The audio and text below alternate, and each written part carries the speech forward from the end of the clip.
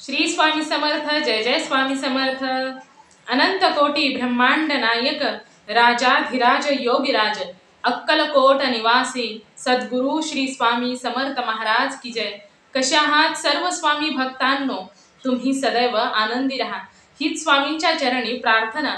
तुमच्या सर्व चांगल्या इच्छा स्वामी महाराज पूर्ण करोत आणि आजचा दिवस तुमचा आनंदात जाओ हीच स्वामींच्या चरणी प्रार्थना। प्रथम तुम्हा सर्वांचं खूप खूप मनापासून स्वागत आहे तुमच्या अनुभवांनी बनलेला भक्त आम्ही स्वामींचे या चॅनलमध्ये। मी शुभांगी पोळ तुम्हा सर्वांचं खूप खूप मनापासून स्वागत करते।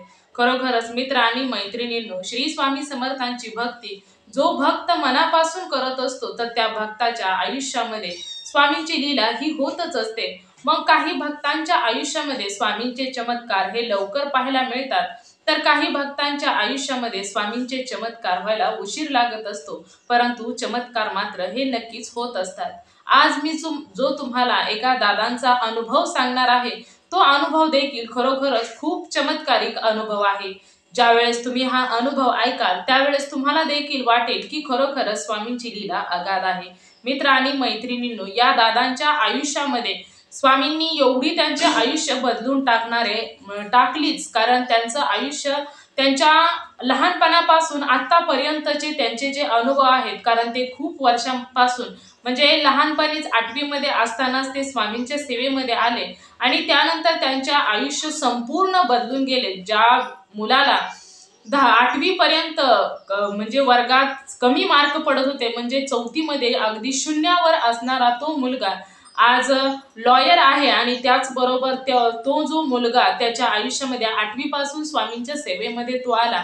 इनफॅक्ट त्याच्या घरामध्ये जी काही परिस्थिती होती त्यामध्येच त्याची आई स्वामींच्या सेवेमध्ये आली आणि त्यानंतर त्यांच्या कुटुंबावरती खूप मोठमोठी संकटे आली, तर त्या संकटांमधून स्वामींनी कशा प्रकारे बाहेर काढलं, तर जो 8वी मधील मुलगा त्याचं नाव तुषार माने, तर तो बारामती येथील मोडवे गाव या गावचा तो मुलगा आहे। तर त्याच्या आयुष्यामध्ये ना त्याची कुंडलिका ज्यावेळेस एका म्हणजे ज्योतिषाला दाखवली त्यावेळेस त्या ज्योतिषाने असं सांगितलं की त्याच्या आयुष्यामध्ये शिक्षण हे नाहीच, परंतु तो लॉयर आहे। म्हणजे जेव्हा त्या व्यक्तीला हे समजले तर त्याच्या आयुष्यामध्ये हे असं का घडलं हे पाहण्यात आलं, तर त्याच्या घरावरती त्या दादांच्या घरावरती त्यांच्या वडिलांवरती खूप मोठमोठे म्हणजे जीव घेणे संकटे आली। तर त्या संकटातून कोणकोणती संकटे आली, त्या संकटातून स्वामींनी कशा प्रकारे बाहेर काढले, त्याचबरोबर त्यांच्या घरी स्वामींची सेवा म्हणजे कोणती परिस्थिती त्यांच्यावरती अशी आली की ते स्वामींच्या सेवेमध्ये आले।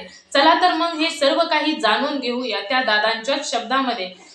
चला तर मग दादा सांगायला सुरुवात करतात। सर्वात प्रथम तुम्हा सर्वांना श्री स्वामी समर्थ। जय जय स्वामी समर्थ। माझे नाव तुषार माने आहे आणि मी बारामती येथील मोडवे गाव येथील आहे। तर मी म्हणजे माझी जी घरची परिस्थिती होती जेव्हा मी लहान होतो, मला एक भाऊ अजून एक आहे, आम्ही दोघे जणी भाऊ आणि आई वडील, आमची जी पूर्वीची परिस्थिती होती ती खूप चांगली होती। म्हणजे स्वतःचं घर होतं, सर्व काही परिस्थिती चांगली होती। तर तेव्हा आम्ही कोणत्याही देवाच्या भक्तीमध्ये वगैरे काही नव्हतो, आम्हाला कोणत्याही देवावरती विश्वास नव्हता, तेव्हा मी लहान होतो। तर जेव्हा म्हणजे आमची जी आर्थिक परिस्थिती होती ती का कोणास ठाऊक परंतु बिकट होत गेली आणि त्यामध्येच आमची परिस्थिती एवढी वीक झाली की जे आमचं जे स्वतःचं राहतं घर होतं ते सुद्धा विकावं लागलं आणि त्यामुळे घरामध्ये एवढी कटकट एवढी भांडणं व्हायला सुरुवात झाली। त्याचबरोबर आर्थिक प्रॉब्लेम, मानसिक त्रास आणि मी जो त्यावेळेस ना मी लहानपणापासून मला शिक्षणामध्ये कोणत्याही प्रकारची रुची नव्हती। मला शाळेमध्ये कधी सुद्धा म्हणजे मी पास होईल याची सुद्धा गॅरंटी नव्हती, कारण माझं शिक्षण हे खूपच वीक होतं। अगदी 4थी मध्ये 0 मार्क पाडणारा मी, आणि जसं जसं मी 8वी मध्ये गेलो तर तेव्हा तोपर्यंत मला वर्गामध्ये मी विद्यार्थी, काही सुद्धा मला येत नव्हतं, काही सुद्धा नाही। आणि मग त्यावेळेस ना आमच्या घरची जी परिस्थिती होती तर ती खूपच बिकट झाली होती। तर आईला असंच कोणीतरी सांगितलं की स्वामींची सेवा तुम्ही घरामध्ये करायला सुरुवात करा। तर त्यानंतर मग आईने स्वामींच्या सेवेला सुरुवात केली। तर 6वी-7वीला असेल कदाचित, तर तेव्हा आईने स्वामींच्या सेवेला सुरुवात केली आणि आईची सेवा हळूहळू वाढत गेली। आणि त्यानंतर मी 8वीला होतो, तर आईचं कसं होतं की जेव्हा शाळेमध्ये पेरेंट्स मीटिंग असायची तर त्यावेळेस ना आईला लाज वाटायची शाळेमध्ये येण्याची, कारण मी काहीच हुशार नव्हतो। त्यामुळे आईला देखील कधी कधी असं वाटायचं की हा मुलगा काहीच अभ्यासात नाही आणि त्याच विपरीत म्हणजे माझा जो मोठा भाऊ होता तो ना शाळेमध्ये खूप हुशार होता, त्यामुळे त्याला त्याच्या बाबतीत शिक्षकांची कधीही कोणत्याही प्रकारची तक्रार वगैरे येत नव्हती, परंतु माझ्या बाबतीत तक्रार ही सतत यायची. त्यामुळे आईला देखील खूप वैताग यायचा. तर मग हळूहळू आई स्वामींच्या सेवेमध्ये आली आणि स्वामींची सेवा करत असताना आमची जी घरची परिस्थिती होती त्यावेळेस ना खूपच डाऊन परिस्थिती होती. तर स्वामींची सेवा ती खूप तिने वाढवायला सुरुवात केली आणि जसजस स्वामींची सेवा वाढत जाईल, सुरुवातीला खूप प्रॉब्लेम्स येत गेले स्वामींची सेवा घरात करत असताना देखील. परंतु जसजशी सेवा वाढत गेली तसे तसे प्रॉब्लेम कमी कमी व्हायला सुरुवात झाली. तर मग माझं जे 8वी पासून मग मी स्वामींच्या सेवेमध्ये, आई मला स्वामींच्या सेवेला बसवायला लागली. तर तेव्हा तेव्हा ना नंतर मला स्वामींच्या सेवेची खूप ओढ वाटू लागली आणि त्यावेळेस ना सत्संग वगैरे व्हायचे. तर मग म्हणजे एकदा मी स्वामींची सेवा करायला लागलो की मला स्वामींची सेवा खूप आवडायला लागली. जेव्हा जिथेही स्वामींचा कार्यक्रम असेल किंवा सत्संग असेल तर तिथे मी जाऊन बसू लागलो. जेव्हा मी शाळेतून यायचो तर लगेचच बॅग वगैरे टाकून द्यायचो आणि जिथे सत्संग असेल तिथे जाऊन बसायचो. तर त्यावेळेस ना आमच्या इथे आसपास खूप सत्संग वगैरे व्हायची. तर तेव्हा ना आम्ही जेव्हा आमचं स्वतःचं घर विकलं तर तेव्हा आम्ही भाड्याच्या खोलीमध्ये राहू लागलो. तर त्यावेळेस ना मग माझी देखील स्वामींवरती परिस्थिती म्हणजे जो विश्वास होता तो वाढत गेला आणि मग मला हळूहळू हळूहळू असं व्हायला लागलं की मला अभ्यासामध्ये देखील रुची यायला लागली. तर मग मी अभ्यास देखील करायला लागलो. आईचं नामस्मरण इतकी आई सेवा करायची ना, खरोखरच खूप भयंकर सेवा करायची. एकदा जर आई माळ जप करायला बसली तर 100 ते 150 माळ जप करायची. म्हणजे एवढं ती स्वामींची माळ जप करायची. तिचा विश्वास खरोखरच खूप होता स्वामींवरती आणि त्यामध्ये तिचा जशी जशी सेवा वाढत गेली त्यानंतर मी देखील स्वामींची सेवा करायला लागलो. माझा मोठा भाऊ होता तो देखील स्वामींची सेवा करायला लागला. तर हळू म्हणजे जो मोठा भाऊ होता ना त्याला कोणत्याही कार्यक्रमाला वगैरे जाऊ वाटत नव्हतं, परंतु तो घरामध्ये सेवा वगैरे करायचा. तर आमच्या घरामध्ये संपूर्ण लोकच सेवा करायला लागले. माझे वडील हे सर्व स्वामींचे भक्त झाले. त्यानंतर आमच्या घरामध्ये एक पॉझिटिव्ह वातावरण होऊ लागलं. म्हणजे हळूहळू खूप प्रसन्न घरामध्ये वाटायला लागलं. तर त्यानंतर आमची परिस्थिती बदलत गेली आणि जे काही आम्ही पूर्वी गमावलेलं होतं तर आता सांगायचं जर म्हटलं तर माझ्या आयुष्यामध्ये ना आमचं गावाकडे देखील खूप मोठं सुंदर घर आहे. आम्ही जिथे राहतो तिथे देखील खूप सुंदर मोठं घर आहे आणि गाड्या आहेत. म्हणजे सर्व काही स्वामींनी ऐशोआराम दिलाच. तर जेव्हा माझी जी म्हणजे मी अभ्यास वगैरे करत नव्हतो तर तेव्हा ना आईने माझी कुंडलिका एका ज्योतिषाला दाखवली. पूर्वी कसं होतं की काही अडचण आली की कुंडलिका लगेचच ज्योतिषाला वगैरे दाखवायच्या. तर तेव्हा ना माझी कुंडलिका एका ज्योतिषाला दाखवली. तर त्यावेळेस ज्योतिषाने कुंडलिका वगैरे काढली, माझी पाहिली. तर तेव्हा ना मी म्हणजे अभ्यास जेव्हा त्यांनी ते सांगितलं की हा जो मुलगा आहे तो अभ्यासामध्ये खूपच वीक आहे. तर त्यावेळेस ना जेव्हा माझी कुंडलिका तेथे दाखवण्यात आली तर तेव्हा त्यांनी सांगितले की याच्या नशिबामध्ये शिक्षण वगैरे काही सुद्धा नाही. तर त्यावेळेस मग त्यांनी माझा विषय सोडून दिला की आता याच्या नशिबातच शिक्षण नाही, याच्या कुंडलिकेतच शिक्षण नाही म्हटल्यानंतर म्हटले की जाऊ द्या, जेवढं शिकल तेवढे शिकल. परंतु जसं जसं मी स्वामींची सेवा करायला लागलो तसा अभ्यासामध्ये रुची वाढायला लागली आणि त्यानंतर मग माझा अभ्यास एवढा वाढत गेला, एवढा वाढत गेला की माझ्या अभ्यासामध्ये मी जो विद्यार्थी होतो तो चांगल्या मार्काने पास होऊ लागला.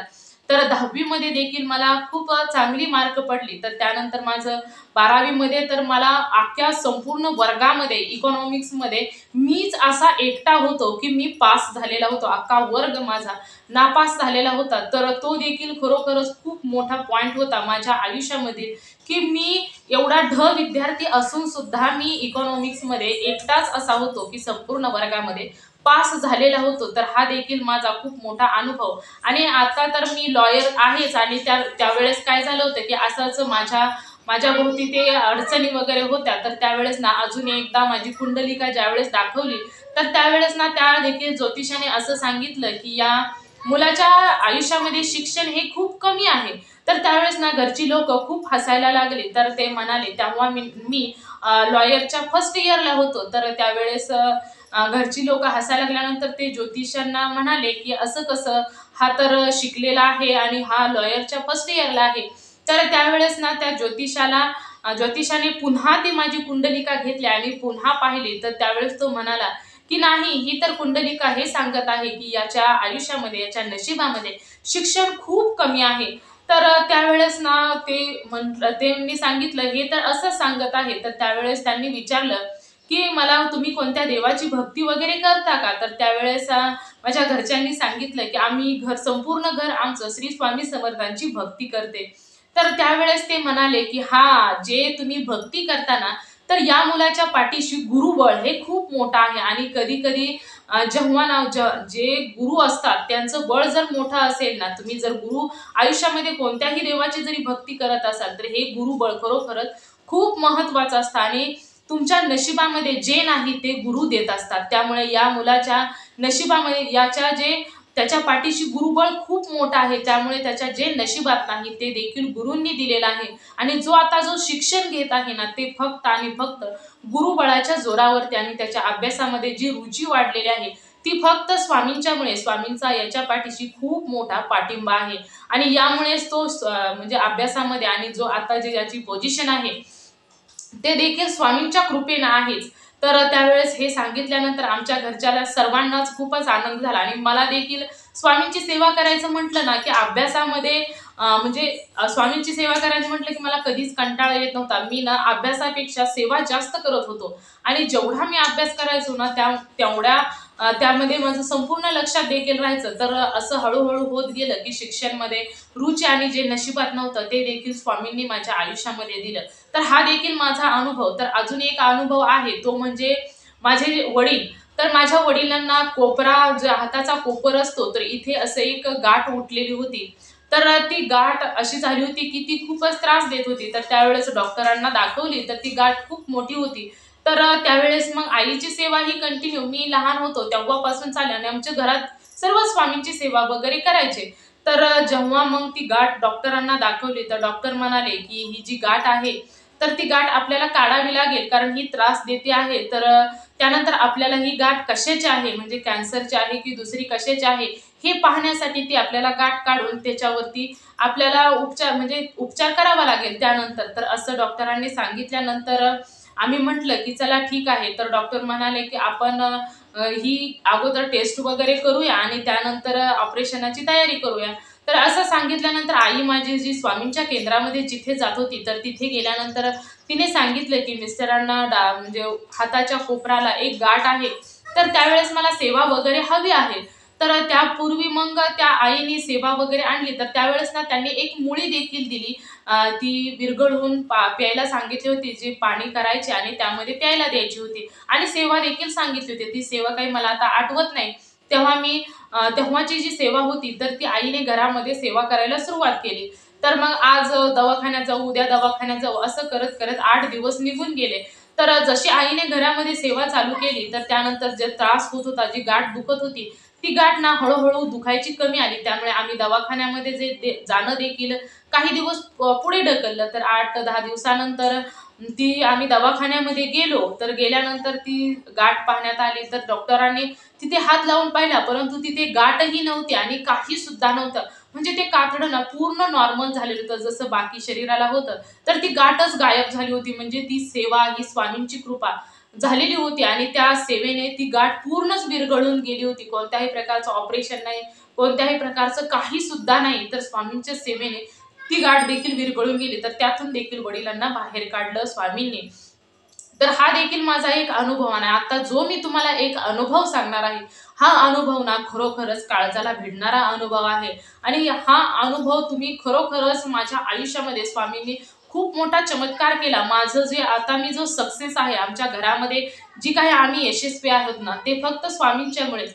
परंतु स्वामींचं बळ, स्वामींची भक्ती केलेली कशा प्रकारे कामी येते, तर याचं अजून एक उदाहरण म्हणजे माझे जे वडील होते तर त्यांना 1 वर्षापासून 3 ते 4 मिनिटे जरी चाललं तरी खूप धाप भरायची, खूप त्यांना दम लागायचा आणि त्यांना खूप त्रास व्हायचा. तर त्यावेळेस ना मग डॉक्टरांना आम्ही म्हणजे खूप मोठा दवाखाना होता तर तेथे आम्ही कॉन्टॅक्ट वगैरे केला. तर डॉक्टरांना सांगितलं की अशा प्रकारे आमच्या वडिलांना त्रास होत आहे. तर त्यावेळेस डॉक्टर म्हणाले की आपण चेकअप वगैरे करूया आणि त्यानंतर पुढची जी ट्रीटमेंट आहे ती करूया. तर त्यानंतर आम्ही आमच्या वडिलांना खूप मोठ्या दवाखान्यामध्ये ॲडमिट देखील केलं.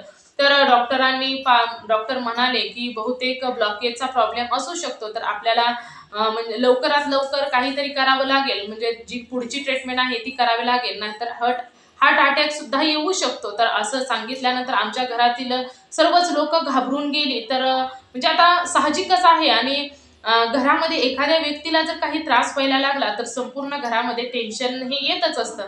मग आम्ही घरामध्ये माझी आई, माझा मोठा भाऊ आणि मी, आम्ही तिघेही खूप टेन्शनमध्ये होतो. परंतु आम्ही एकमेकांना कधीच सांगत नव्हतो की मला टेन्शन आलेलं आहे.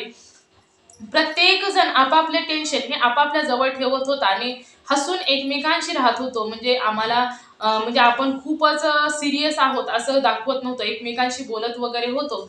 तर त्यावेळेस ना सर्वांना टेन्शन, मग त्या टेन्शनमध्ये असं व्हायला लागला की जो माझा मोठा भाऊ होता ना, तो असा म्हणजे एवढं एरवी असा कोणत्याही मंदिरामध्ये वगैरे जात नव्हता. तो फक्त वर्षातून दोनदा तर एकदाच कधीतरी जायचा मंदिरामध्ये. तो म्हणजे स्वामींच्या प्रकट दिना दिवशी एकदा जायचा मंदिरामध्ये, नाही तर मग दत्त जयंतीच्या टायमिंगला जायचा. तर तो एवढा म्हणजे कोणत्याच मंदिरामध्ये वगैरे जात नव्हता. परंतु घरी मात्र तो भक्ती वगैरे करायचा. तर हळू-हळू असं झालं की तो खूपच टेन्शन घेऊ लागला आणि आमच्या घरामध्ये मला तर वाटतं की सर्वात जास्त ना तो खूपच हळव्या मनाचा आहे. त्यामुळे तो खूप टेन्शन घेत होता. तर त्यानं काय केलं की मग तो आमच्या तिथून घराच्या थोडंसं अंतरावरच एक महादेवाचं मंदिर आहे. तर तो ना सारखा त्या महादेवाच्या मंदिरामध्ये जाऊन बसू लागला आणि तिथे जायचा. तर तो पुन्हा-पुन्हा ना असं करायला लागला की जर त्या सोमवारी महादेवाच्या मंदिरामध्ये जायचा, तर हळू-हळू तो प्रत्येक सोमवारी पुन्हा त्याने महादेवाच्या मंदिरामध्ये जायला सुरुवात केली. तर त्याला ना तिथे गेल्यानंतर खूप बरं वाटायचं आणि तो तिथून आल्यानंतर खूप फ्रेश वाटायचा. तर पुन्हा तो जेव्हा जायच्या टायमिंगला आम्ही पाहायचो, तर तो खूपच नर्व्हस असायचा. परंतु तिथून आल्यानंतर तो खूपच फ्रेश वाटायला लागला. तर हळू म्हणजे आता ते आमची जी ट्रीटमेंट होती, ते हळू प्रोसेसनी चालूच होती.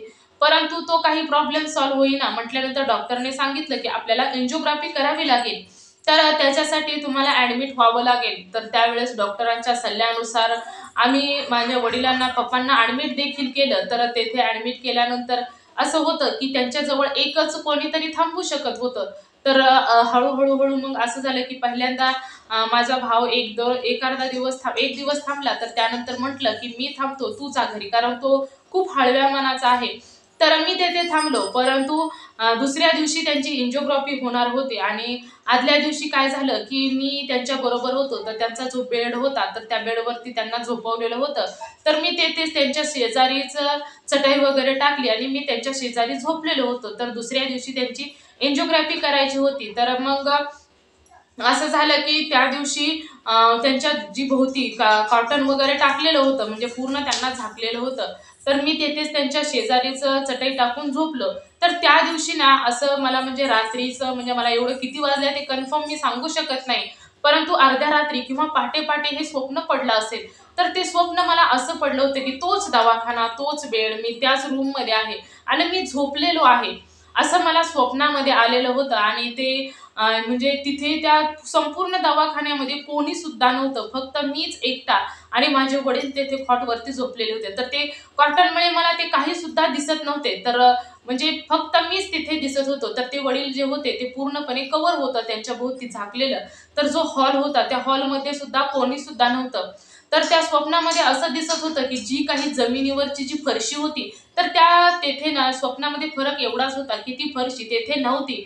तो संपूर्ण दवाखाना असा सारवलेला दवाखाना होता. म्हणजे जसं पूर्वी घरे जी होती सारवलेली शेणाची, तर त्या पद्धतीने तो दवाखाना पूर्ण सारवलेला होता.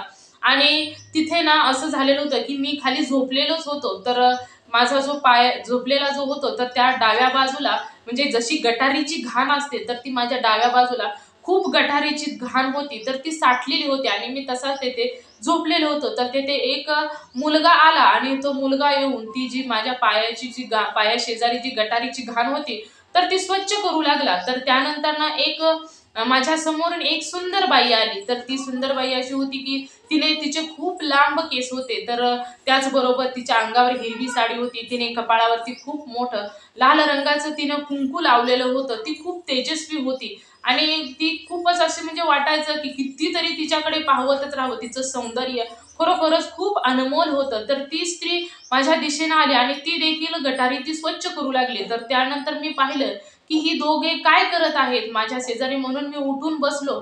तर पाहतात तर काय, ते दोघेही माझ्या डाव्या बाजूच्या पायाशेजारी जी गटारी होती, ती स्वच्छ करत होतं. तर त्यानंतर माझ्या लक्षात आलं, की अरे बापरे! ही तर माझीच घाण आहे. आणि ही दुसरी लोक येऊन याला स्वच्छ करत आहेत. तर त्यावेळेस ना मी माझी घाण स्वच्छ करायला सुरुवात केली. तर त्यानंतर मी माझी घाण ती जी होती, ती गटारीची घाण ती मीच केलेली होती असं मला दिसत होतं. तर त्यानंतर मी ती घाण पूर्ण स्वच्छ केली. तर तिथे शेजारी मला शेण दिसलं. तर त्यानंतर ती मी स्वच्छ केल्यानंतर शेणाने ती जागा देखील पूर्णपणे सारवून घेतली. आणि माझा जो हात भरलेला होता, तर तो हात धुण्यासाठी मी उठलो आणि जी कॉटन होतं ते बाजूला सारलं. तर त्यावेळेस ना म्हणजे मी हात धुण्यासाठी गेलो आणि तेथून हात धुवून आलो. तर माझे जे बाबा होते खॉटवर झोपलेले, माझे पप्पा होते, तर त्यांना पाहण्यासाठी मी कॉटन बाजूला सारलं. तर त्यावेळेस ना म्हणजे मला शंकर महाराज दिसले. तर ते शंकर महाराज जसे मंदिरामध्ये बसलेले असतात, म्हणजे त्याच पद्धतीने शंकर महाराज तेथे मला दिसले होते. तर त्यांच्या हातामध्ये एक तुळशी रुद्राक्षाची माळ होती आणि ती ना असं म्हणजे जसा असा एक ढोल वाजतो, ढम असा करत वाजतो ना, तर त्या पद्धतीने ते एकदम सरकन असं एक माळ अशी जोर लावून ओढायचे, म्हणजे एक मणी रुद्राक्षाचा, आणि मोठ्याने श्री स्वामी समर्थ असे करायचे. म्हणजे त्यांचा जे काही त्यांचं चाललेलं होतं, तर ते एकदम असा ढोल एकदम जोरात वाजतो आणि हळूहळू गुम करत आवाज येतो ना, तर त्या पद्धतीने ते श्री स्वामी समर्थांची माळ जपत होते. परंतु मला त्यांच्याकडे पाहून असं वाटत होतं की ती एक एक मणी ना खूप जोर जोरात ओढत आहे, असं मला वाटायचं. तर त्यानंतर ना मी अजून पाहिलं, तर त्यांच्या बाजूला शंकर महाराजांच्या बाजूला जे अष्टक भैरव होते, अष्टभैरव, तर ते देखील म्हणजे महाराजांच्या आठ बाजूला, म्हणजे आठ बाजूला असे बसलेले होते. आणि त्यांच्या देखील सर्वांच्या हातामध्ये एक एक माळ होते आणि ते देखील स्वामींचा जप करत होते. आणि ते एवढं म्हणजे तिथे एवढं पॉझिटिव्ह वातावरण झालं होतं त्या जपामुळे, की ते मला ना एकदम असा लख्ख वाटत होतं, खूप पॉझिटिव्ह, आणि एक चमकत होतं. सर्व तेथील वातावरण ना खूपच चमकत होतं. त्यामुळे मला एकदम अशी चमक माझ्या डोळ्याला सहन झाली नाही. आणि त्यानंतर मी एकदम जागा झालो. तर त्यावेळेस ना मी जागा झाल्यानंतर मी सर्वात प्रथम उठून पाहिलं की मी कोठे आहे. तर तोच दवाखाना होता आणि तीच फरशी होती. तर मग मला त्या स्वप्नाबद्दल मला एवढं काही चटकन लक्षात आलंच नाही, म्हणजे मला काही समजलंच नाही. तर मग दुसरा दिवस उजडलेला होता. तर त्यावेळेस ना मग सर्व काही दवाखान्याची वगैरे तयारी झाली आणि त्यांना एन्जिओग्राफी करण्यासाठी घेऊन गेले. तर त्यांची एन्जिओग्राफी देखील डॉक्टरांनी केली. तर त्यांची ही नॅचरल बायपासने केली. तर त्यानंतर त्यांच्या एन्जिओग्राफीमध्ये ना म्हणजे एवढा आश्चर्यकारकच धक्का बसला, की त्यांना जो ब्लॉकेज होता तो 100% ब्लॉकेज होता आणि त्यामुळेच त्यांना त्रास होत होता. परंतु त्या त्या जागी एक शीर अशी वेगळीच होती आणि ती शीर हृदयाला रक्त पुरवत होती. म्हणजे जसं काही असं होतं, की ती म्हणजे असं कोणाच्याही शरीरामध्ये असं नसतं, जे काही ब्लॉकेज असतात तर त्यामुळे त्रास होत असतो.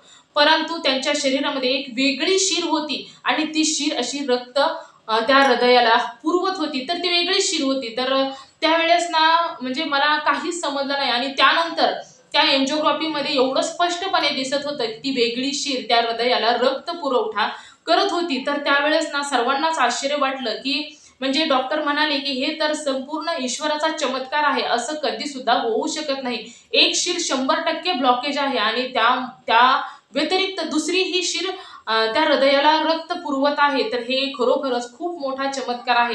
आणि तेथून घरी आल्यानंतर वडील म्हणजे एवढे म्हणजे स्वस्थ झाले, की ते ना त्यांना कोणत्याच प्रकारचा त्रास झाला नाही, काही सुद्धा नाही. तर त्यावेळेस ना मग मी घरच्यांना म्हटलं, की आपल्याला म्हणजे माझ्या माहित होतं, की शंकर महाराजांनी मला दर्शन दिलेलं होतं. आणि त्यानंतर ना मी ज्या स्वामींचे जे सेवेकरी आहे, जे त्यांना मी प्रत्येकाला सांगितलं, जे मोठे आहेत, स्वामींच्या खूप जवळचे आहेत, त्यांना खूप ज्ञान आहे. स्वामींची त्यांनी पूर्ण त्यांच्या स्वामींच्या विषयी त्यांना खूप माहिती आहे. तर अशा लोकांना मी खूप वेळा माझे जे स्वप्न आहे ते सांगितलं. तर त्यांनी सांगितलं, की श्री स्वामी समर्थांनी स्वामींचे जे सर्वात जवळचे जे भक्त आहेत ते शंकर महाराज आहेत आणि ते देखील एक अवतारच आहेत. त्यामुळे सर्वात प्रथम जो गुरूंचा शिष्य आहे त्यांच्या जवळ प्रत्येक भक्त पोहोचत असतो आणि त्यानंतर महाराजांजवळ पोहोचत असतो. परंतु तुझं कसं झालं, तू अगोदर स्वामींच्या जवळ गेला आणि त्यानंतर तू शंकर महाराजांना देखील प्रसन्न केलेलं आहे आणि त्यामुळे शंकर महाराज तुझ्या भक्तीवर एवढे प्रसन्न झाले, की ती जे जोर जोर लावून जे रुद्राक्षाचा मणी जे ओढत होते आणि त्यानंतर श्री स्वामी समर्थांचा जप करत होते, तर ते ना तुझ्या वडिलांची जी शीर आहे, जी ब्लॉकेज झालेला होता, तर तिथे ती हृदयाला रक्त पुरवठा करण्यासाठी ती दुसरी शिर हृदयापर्यंत पोहोचवत होते. तर ते त्यासाठीच करत होते की तुझे वडील व्यवस्थित व्हावेत. हे खूप खूप स्वामी सेवेकरांच्या तोंडून मला ऐकायला मिळालं. त्यामुळे मी काही एवढा मला त्याविषयी माहीत नाही, परंतु प्रत्येकाचं मत हेच येते की जोर लावून शंकर महाराज रुद्राक्षची मणी जे ओढत होते ते यासाठीच की तुझ्या वडिलांच्या हृदयाला रक्त पुरवठा व्हावा यासाठीच ते सेवा करत होते. तर त्यावेळेस ना मला असं वाटलं की आपण श्री स्वामी समर्थांना अक्कलकोटला दर्शनाला जायचं आणि त्याचबरोबर धनकवडीला देखील शंकर महाराजांच्या दर्शनाला देखील जायचं. म्हणजे त्यावेळेस मग मी ठरवलं आणि ठरवल्यानंतर वडील पूर्णपणे व्यवस्थित झाले. तर मग आम्ही धनकवडीला देखील गेलो दर्शनाला, सर्वांना घेऊन गेलो. तर तिथे गेल्यानंतर सोमवारचं कसं असतं की धनकवडीला खूप गर्दी असते आणि सर्वांना खिचडी प्रसाद दिलेला असतो, तर तो खूप प्रिय आहे, सर्वांनाच खूप आवडतो. तर त्यावेळेस ना सोमवारचा दिवस असल्यामुळे खूप भयंकर गर्दी होते. तर एवढी गर्दी त्या मंदिरामध्ये पाहिल्यानंतर घरच्यांचं मत काय झालं की आपण बाहेरूनच दर्शन घेऊया आणि नंतर आपण जाऊया, नको आतमध्ये जायला, खूप गर्दी आहे. आपण मंदिराला आपले पाय लागले की बस झालं, आपण दर्शन पोहोचवलं. तर त्यावेळेस ना मग मी बाबांना मनापासून प्रार्थना केली की बाबा तुम्ही काहीही करा, परंतु मला मंदिरामध्ये यायचं आहे, तुमचं दर्शन घ्यायचं आहे. तर असं काहीतरी चमत्कार करा. तर त्यावेळेस ना अचानकच मी बाबांना असं मनामध्ये प्रार्थना केली आणि त्यावेळेस अचानक असं झालं की तिथे कोणीतरी एक मोठा व्यक्ती येणार होता आणि त्यामुळे मंदिरामध्ये गर्दी कमी करायचं काम चाललं होतं. तर त्यावेळेस ना पटपट सर्वांना दर्शन घ्यायला लावलं आणि पुढे सोडून दिलं. तर त्यावेळेस ना म्हणजे मंदिरामधील गर्दी खूप कमी झाली. तर त्यामध्ये मी देखील आमच्या घरच्यांनी सर्वांनी बाबांचं दर्शन देखील घेतलं. तर त्यावेळेस मी त्यांच्या चरणावरती डोकं टेकवून त्यांचं दर्शन घेतलं. तर दर्शन खूप सर्वांचंच, आमच्या घरातील सर्वांचं दर्शन खूप चांगलं झालं.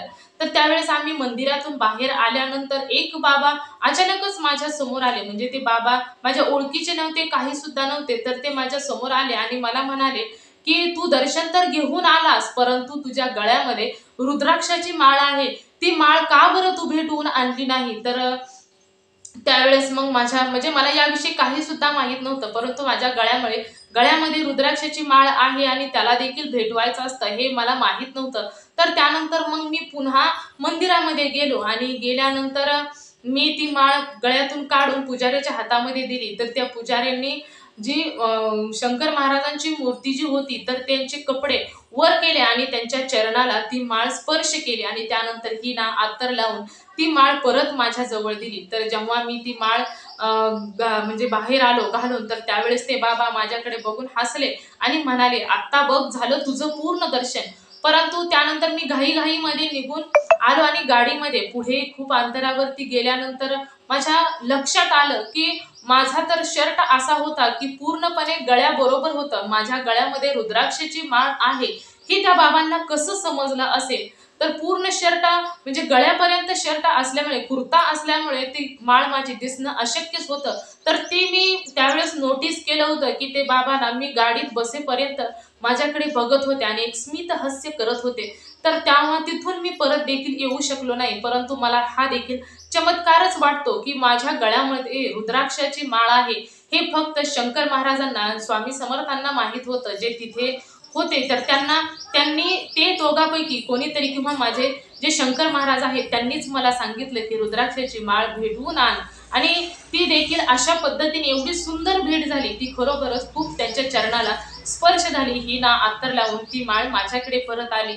तर त्यावेळेस ना हा देखील मला खूप मोठा आलेला अनुभवच आहे. त्यानंतर आम्ही पुढे अक्कलकोटला गेलो. अक्कलकोटला देखील स्वामींचं दर्शन झालं आणि त्यानंतर माझं दर्शन खूप चांगल्या प्रकारे ना अजून देखील जी काही माझी परिस्थिती आहे ना ती फक्त आणि फक्त स्वामींच्या कृपेने आहे. माझ्या आयुष्यामध्ये खूप चमत्कार झाले. माझ्या नशिबामध्ये जे नव्हते ते देखील स्वामींनी दिले. आत्ताची जी माझी परिस्थिती आहे ना ती खरोखरच खूप चांगली आहे. कोणत्याही प्रकारे काही सुद्धा कमी नाही.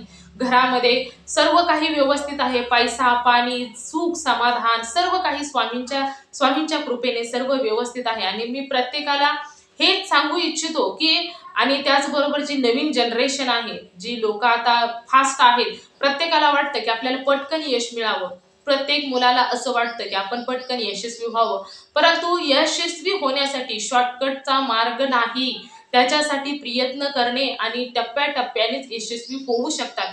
ज्याला शॉर्टकटने यश मिळतं ना, त्याचं यश काही काळापर्यंतच असतं आणि त्यानंतर त्याला त्याच्या जी रिअल परिस्थिती आहे त्याचा सामना करावा लागतो. परंतु मी हे मात्र सांगेन की जे लोक स्वामींच्या सेवेमध्ये येतात, स्वामींची भक्ती करतात, ईश्वराची म्हणजे तुम्ही कोणत्याही देवाची भक्ती करा, फक्त तुम्ही भक्ती करायला सुरुवात करा. तुम्ही भगवान शंकरांची भक्ती करा, विठ्ठलाची भक्ती करा, श्रीरामांची भक्ती करा, भगवान विष्णूंची करा, तुम्हाला ज्या देवावर विश्वास आहे देवींची करा, कोणत्याही महालक्ष्मी मातेची करा, कोणत्याही देवींची करा, तर तुम्ही मनापासून भक्ती करा. तुमच्या भोवती एक सुरक्षा कवच निर्माण होतं, एक एनर्जी येत असते, खूप पॉझिटिव्हिटी असते. तुम्ही कधी पहा, घरामध्ये आपल्या देव असतात, आपण देवाची भक्ती करत असतो, परंतु घरामध्ये 4 लोक जरी असले तर चारही लोकांची मनं वेगवेगळी असतात, त्यांचे विचार करण्याची धारणा वेगवेगळी असते. परंतु मंदिरामध्ये जेवढी लोक येतात त्यावेळेस त्यांची मंदिरामध्ये विचार करण्याची म्हणजे धारणा वेगळी असते.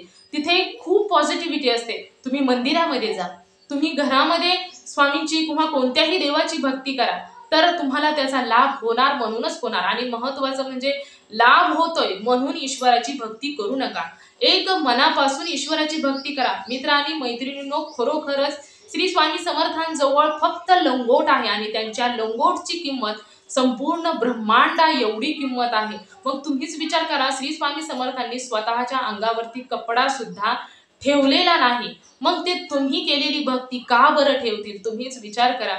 ते तुम्हाला योग्य वेळ आल्यानंतर ते देऊन टाकत असतात. खूप असे भक्त आहेत की त्यांच्या आयुष्यामध्ये स्वामींची भक्ती करायला लागल्यानंतर त्यांना अडचणी येतात, दुःखांचा सामना करावा लागतो, परंतु ते प्रारब्ध आहे, ते चुकणार नाही. ज्याचे कर्माचे भोग हे प्रत्येकाला भोगावेच लागतात.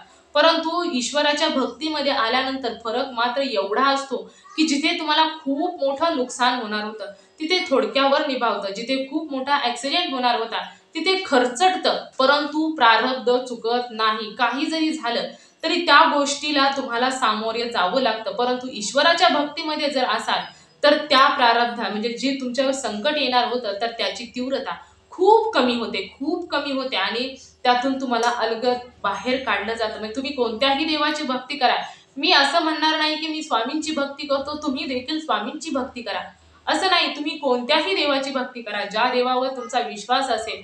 तुम्ही गणपतीची करा, माता लक्ष्मीची करा, किंवा कोणत्या वैभव लक्ष्मीची करा, कोणत्याही लक्ष्मीची करा, कोणत्याही देवांची करा, तुमच्या भोवती हे सुरक्षा कवच निर्माण होतच असते. मनापासून केलेली भक्ती कधी सुद्धा वाया जात नाही. एखादी गोष्ट आणि कधी कधी असं होत असतं बघा की काही भक्त असे असतात की ईश्वराची भक्ती करतात आणि त्यानंतर स्वतःच्या काम होईपर्यंत आणि त्यानंतर एखाद्या देवाला म्हणतात की माझं हे काम होऊ दे, मी भक्ती करतो, आणि भक्ती करतात, ते काम देखील त्यांचं पूर्ण होतं, तर त्यानंतर ना ते विसरून जातात, ते भक्ती करणं विसरून जातात. तर असं कदापि होऊ देऊ नका, कारण स्वामी आईचं रूप असं आहे, श्री स्वामी समर्थांचं रूप असं आहे की ते ना गरज पडली ना तर त्या व्यक्तीला 1-2 ठोके सुद्धा लावतात आणि त्यानंतर भक्तीमध्ये आणतात. फक्त गरजेपुरतं जर भक्ती करत असाल तर त्या भक्तांना देखील स्वामी हे व्यवस्थित चांगल्या मार्गावरती आणत असतात. खरोखरच स्वामी आईचं रूप आहे आणि आपल्या लेकरांप्रमाणे जसं आई आपल्या मुलांना समजून सांगत असते, जर नाही ऐकलं तर 2 ठोकं लावून सांगत असते, प्रेमाने सांगत असते, तर त्याचप्रमाणे स्वामी आई देखील आपल्या भक्तांच्या नेहमी पाठीशी असते. त्याला स्वामी आईंना माहीत असतं की आपल्या भक्ताने कधी सुद्धा वाईट रस्त्याने जाऊ नये, त्यामुळे ती नेहमी एका आईप्रमाणेच आपल्या भक्ताचं रक्षण करत असते, योग्य वेळी योग्य मार्गदर्शन करत असते आणि आपल्या भक्ताला योग्य मार्गानेच लावत असते. तर खरोखरच स्वामींची भक्ती करत असताना मनापासून मनोभावे करा. तुम्हाला ज्या देवावर विश्वास आहे त्या देवाची भक्ती मनापासून आणि मनोभावे करायची आहे. तर सर्व स्वामी भक्तांनो, हाच माझा अनुभव होता. तर अजून देखील मला खूप सुंदर सुंदर अनुभव आलेले आहेत, परंतु माझे जे अनुभव आहेत तर हे अनुभव खूप सुंदर अजून देखील आहेत, परंतु एवढे अनुभव जे खूप मोठे होते आणि खूप माझ्या आयुष्यामध्ये टर्निंग पॉइंट आणणारे आणि खूप मोठा विश्वास आहेच, परंतु तोही अजूनही विश्वास वाढवणारे हे अनुभव होते जे तुम्हा सर्वांबरोबर शेअर केलेले आहेत. तुम्हा सर्वांना श्री स्वामी समर्थ, जय जय स्वामी समर्थ. तर मित्र आणि मैत्रिणींनो, खरोखरच या तुषार माने जे बारामती शेजारील मोडवे गाव म्हणजे तुम्हा सर्वांना माहीत असेल, तर ते सूरज चव्हाण म्हणजे आपले बिग बॉसचे विनर होते, तर त्यांना ते त्याच गावचे हे दादा देखील आहेत. तर त्या दादांचा जो अनुभव आहे तो खरोखरच काळजाला भिडणारा खूप सुंदर अनुभव होता. त्या दादांना 8वी पासून स्वामींच्या सेवेमध्ये आले, त्यांचे आयुष्य बदलूनच टाकले स्वामींनी. खरोखरच त्या दादांच्या आयुष्यामध्ये ना खूप खूप काही गोष्टी, अशा दादांनी खूप गोष्टी सांगितल्या, जसं की सुंदराबाई विषयी बोलले, की त्यांच्या सुंदराबाईचा जो स्वभाव होता, त्यांचं ते पूर्वजन्मीचं खूप त्यांचं पुण्य होतं, त्यामुळे त्यांना स्वामींना घास भरवत होत्या. म्हणजे त्या एवढं त्यांचं पूर्वजन्मीचं पुण्य होतं. परंतु जेव्हा त्यांचं पुण्य संपलं आणि पाप वाढलं, तर त्यावेळेस त्यांना देखील बेडी ठोकण्यात आली. अशा खूप सुंदर सुंदर त्यांनी गप्पा देखील मारलेल्या आहेत. तर मित्र आणि मैत्रिणींनो, खरोखरच स्वामींची भक्ती करण्यासाठी कोणतंही कारण असावं असं मला तरी वाटत नाही. तर मी जेव्हा तुम्हाला असं वाटतं की स्वामींची कृपा, आणि तुम्हा सर्वांना माहित आहे की स्वामींचे सेवेकरी भरपूर आहेत, आणि कारण त्या सेवेकरांना स्वामींनी खूप अनुभव देखील दिलेले आहेत. प्रत्येक स्वामी सेवेकरांना स्वामींनी नेहमीच तारलेलं आहे. तर त्यामुळे तुम्हालाही कोणत्याही प्रकारे की असं एखादं संकट आल्यानंतर आपण ईश्वराची भक्ती करावं, अजिबात असा विचार करू नका. तर तुम्ही खरोखरच कोणत्याही देवाची भक्ती करत नसाल, तर आता या क्षणापासून ईश्वराची भक्ती करायला सुरुवात करायची आहे. तर खरोखरच या तुषार माने या दादांचा अनुभव खरोखरच खूप सुंदर होता.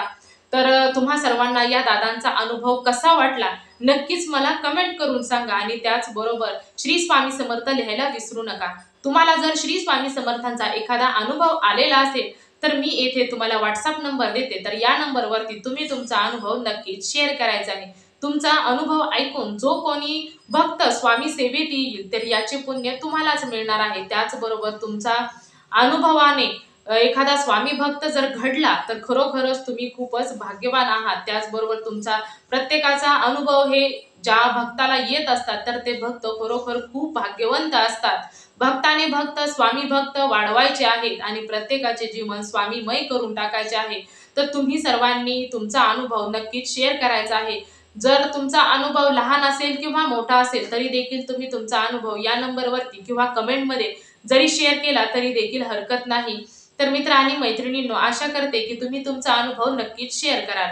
तर तुम्ही सर्वांनी मिळून माझा व्हिडिओ शेवटपर्यंत ऐकला, त्याबद्दल मी मनापासून तुम्हा सर्वांची खूप खूप आभारी आहे. पुन्हा भेटूया श्री स्वामी समर्थांच्या अशाच एखाद्या सत्य अनुभवाबरोबर. तुम्ही नेहमी सुखी राहा, समाधानी राहा, आनंदी राहा. श्री स्वामी समर्थांचं नामस्मरण करत राहा, हसत राहा. पुन्हा भेटूया श्री स्वामी समर्थांच्या अशाच एखाद्या सत्य अनुभवाबरोबर. तोपर्यंत सर्वांना श्री स्वामी समर्थ. जय जय स्वामी समर्थ. धन्यवाद.